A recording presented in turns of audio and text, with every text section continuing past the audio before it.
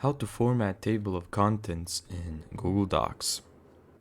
The table of contents reflects the titles and headings in your document. On your computer, open a document in Google Docs, add a heading in your document, and click refresh.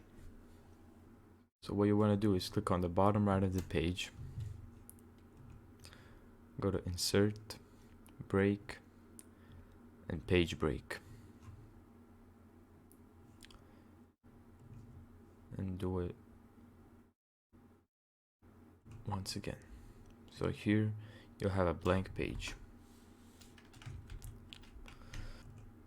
So from here, select Insert Table of Contents and click here. From here, every time the outline is updated, just click Update Table of Contents.